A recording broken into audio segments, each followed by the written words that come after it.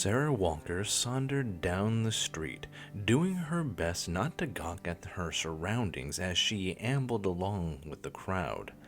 It seemed like everywhere she looked, there was some new fountain or an impressive statue to see. It seemed that every building was made of a peculiar sort of light pink marble. The structure scintillated in the sun when the light struck tiny mineral deposits in the stone.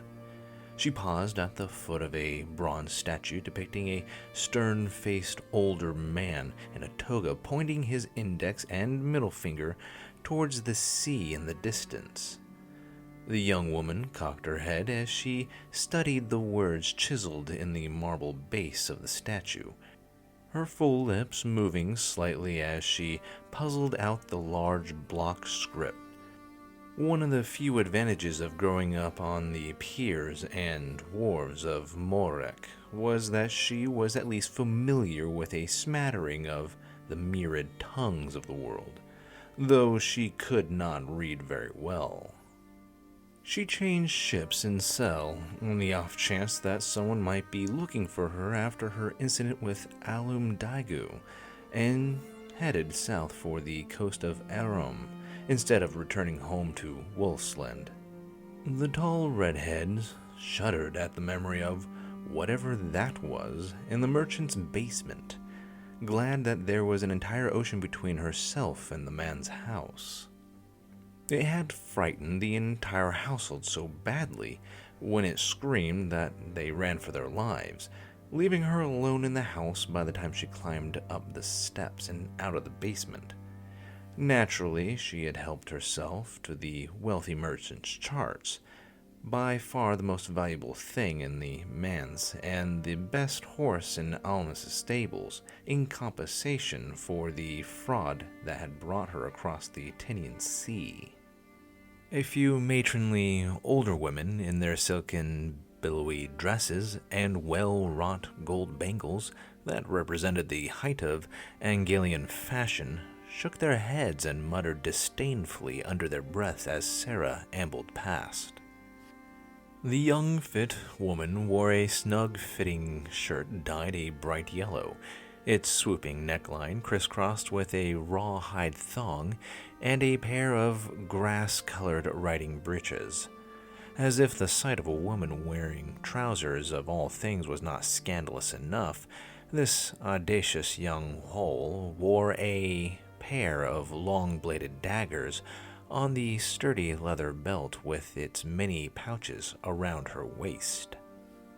Sarah, for her part, gave them haughty sidelong looks as she passed them, for the Alganian matrons were attended by a pair of slaves in plain crimson tunics. She had heard of such things, of course, but seeing it with her own eyes was something else entirely. The young woman shook her head. Slavery had been illegal in Holsland since pretty much its founding as far as she knew. She had seen a pirate drawn and quartered in Morlach's public square for selling sailors captive to Mantian slavers, at any rate. Sarah paused, gesturing towards a strange white spire a few blocks away from the city's forum, as she bought a skewer of spiced meat from a vendor's cart. "What's that?" she asked the old man as she exchanged a copper obol for a strip of meat on a thin wooden skewer.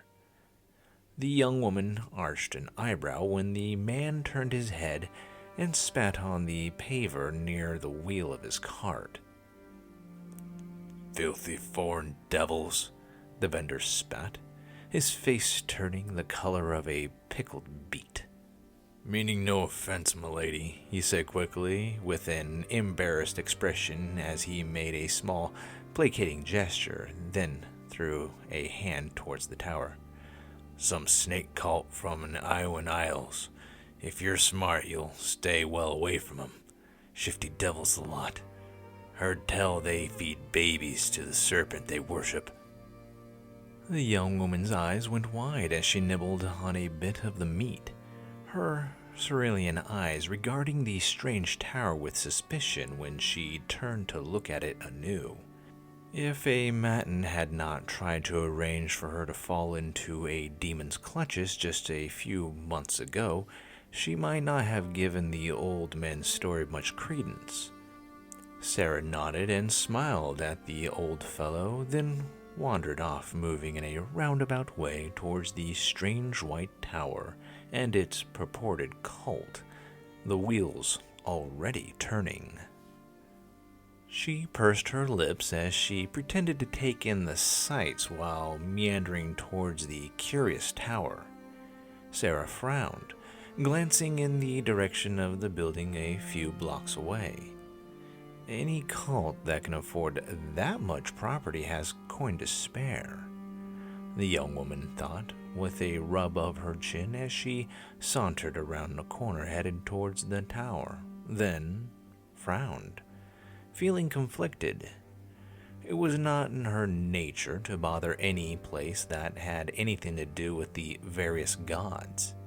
However, the tower was imposing as she drew closer, its milky bulk rising towards the sky in tiers like concentrically smaller stone discs stacked on top of each other.